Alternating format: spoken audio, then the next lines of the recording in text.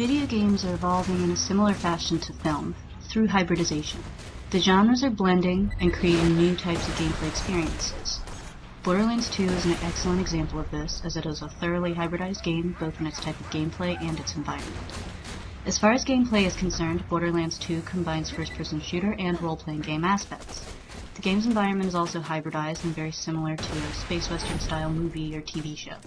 While playing through the first 2 missions you receive in Lynchwood, I will analyze these elements. You progress through the game by completing missions like these, which you can get from bounty boards, like this one, or from NPCs. Every day, the sheriff of Lynchwood sends whatever iridium she's yanked from the mines back to Jack. That stops today. You're gonna blow up the train that she uses to transport the stuff. Get to the demolition depository. The plot missions are the ones that progress the game, but there are quite a few side missions like the one I just received as well, and the bank robbery mission I have, that earn you money to buy new weapons and equipment, like these. And you can also sell things that you pick up from enemies or chests. And another role-playing game feature Borderlands 2 has is that you gain experience when you complete missions and kill enemies. In the bottom center of the screen, you can see the experience bar counting to the next level up. With these levels come points to improve your character's class-dependent skills, 1 point per level. I'm currently playing as the Siren, and I'm going to show you some of the skills that I've put points into. So, things like these, where I can shoot and there will be a cloud of acid, and just various statistical upgrades. But there are also some class mods that add points to certain skills as well. 1, fight the sheriff. 2, blow stuff up. And 3, get paid. So blowing apart the sheriff's bank is basically the dream job. Head to the bank and case the joint. And there's some character building in this game through the echo recordings that you start with and the ones that you can pick up in different areas. In fact, the Commando's echo recordings are here in Lynchwood. You know what I think? I think Soldier Boy's here to collect a bounty on us. And I think he got paid in advance. Ain't that right? Damn, you got me. Where is he, slag? Where's the money? Ugh. Come on, guys. Don't hold it against me. I just wanted to turn you idiots in and have the town you stole the money from chanting my name. Is that too much to ask for? Oh. Okay. Evidently it is. Where's the bloody money? It's in there. What? This little box thing? It's a storage deck unit. Just toss it on the ground and it'll open. Fine.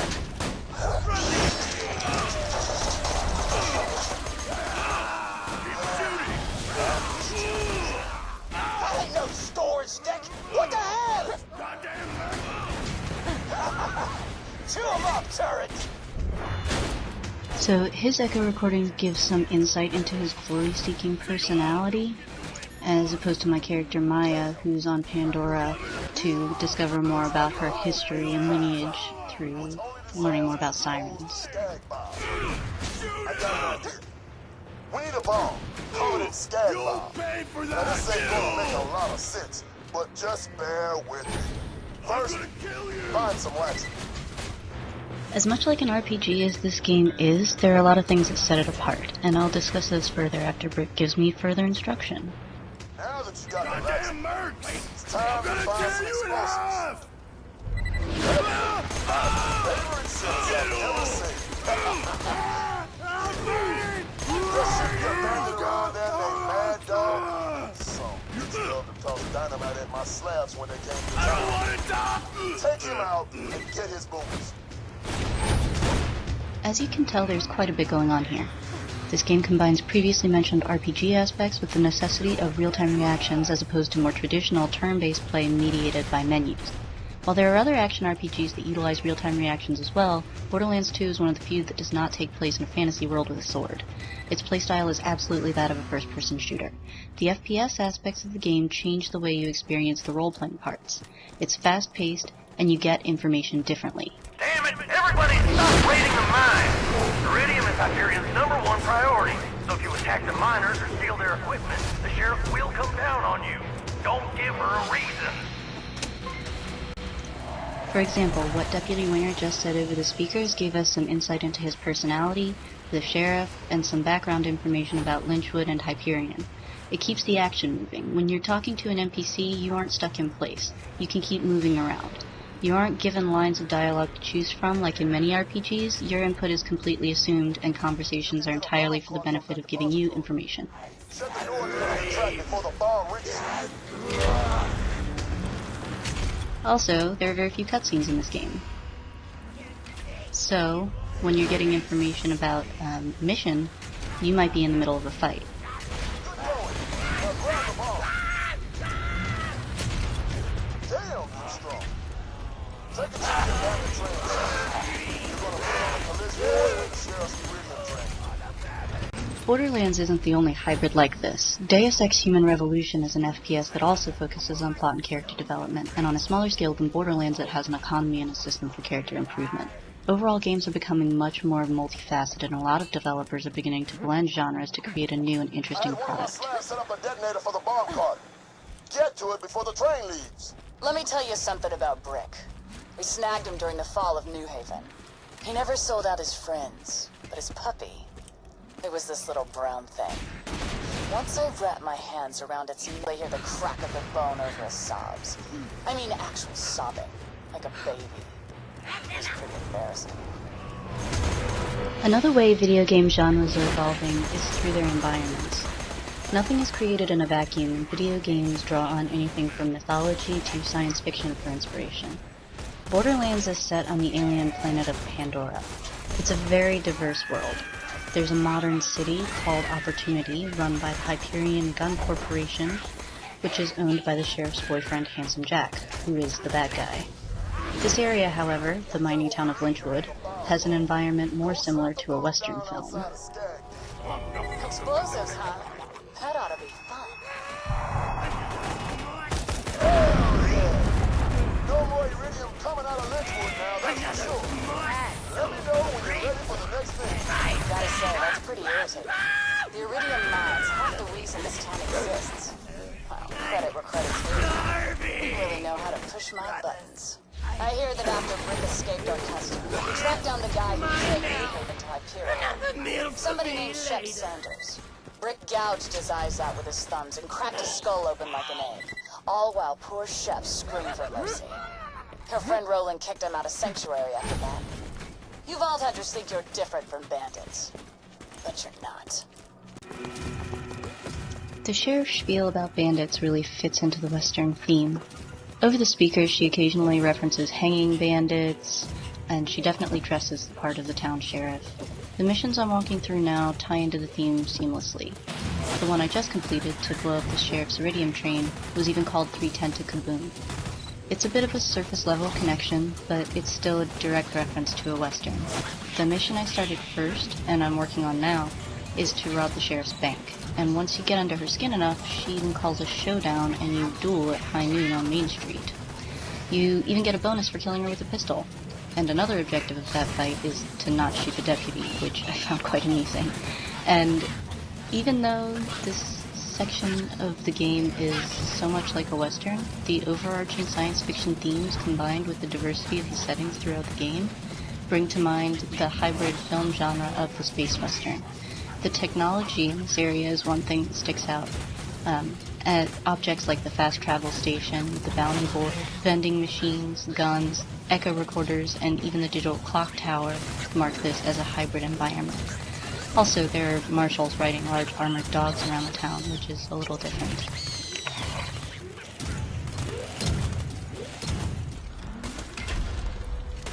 Cool. Now, coat it in laxative. The Skag will eat the bomb. He went for it. Lucky for us, Skag's eating crap out of the same hole, so this won't take too long. Follow him and get the bomb back and torch it up.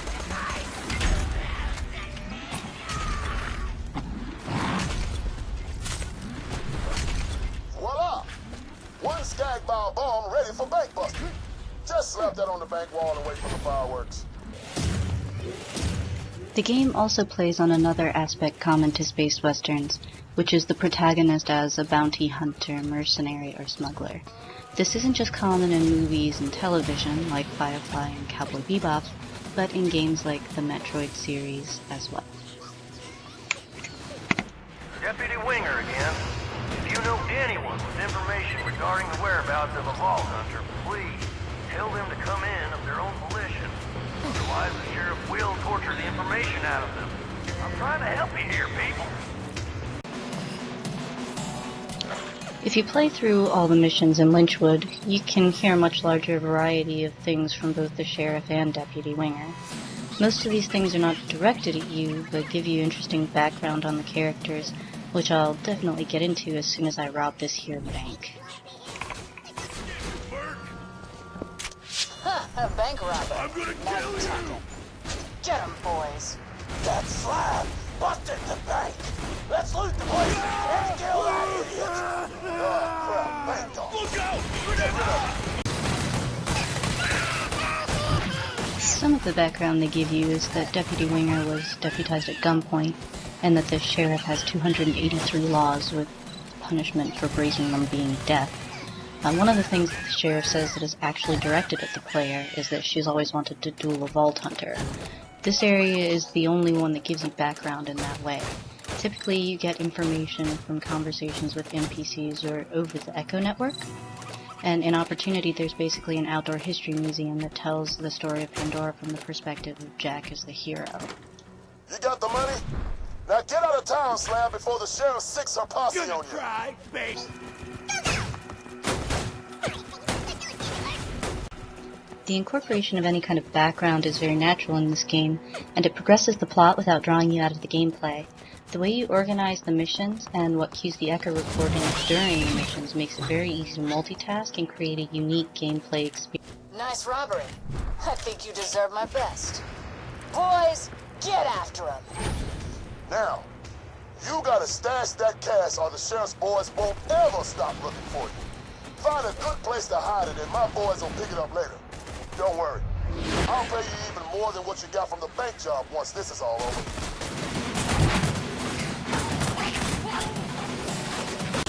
So, my mission to help Brick get back at the sheriff by robbing the bank is almost complete. Burying the money is the final part of the job, which will conclude this video. So I'm pretty sure it's clear that Borderlands 2 is a hybridized game. However, it isn't a new idea to combine genres. Everything is already a combination of various traits, and in film, as well as in games, these traits lend themselves to being tinkered with. Borderlands 2 is one example of the results of that tinkering. It features a wealth of fairly distinct features from various genres and settings and puts them in one package. The gameplay mechanics provide a different challenge to most other RPGs, and Lynchwood's western setting is a fascinating place to explore and gradually learn more about through the missions here. The combining of any genres or environments is how games are evolving and how new products keep coming out. Trial and error lets developers know if particular combinations work out or not. Finished products like Borderlands 2 give some insight into how combining these things actually affects the gameplay and the overall experience. This video shows how I experienced it, but the nature of the game makes it so that this is only one of many possibilities. Rick always did have a flair for the dramatic. Made a real scene of it when he escaped my jail. Blew it sky high, swore revenge for what Jack and I did to him, said we turned him into a bandit the moment we killed his dog. Dealing with you, I think, is going to be much simpler for both of us. I die or you do. Nice and clean. Let me know when you're ready for the next job. Alright then, that about does it. I've finished the requirements for both missions. I'm on my way to turn it in and duel the sheriff. So long.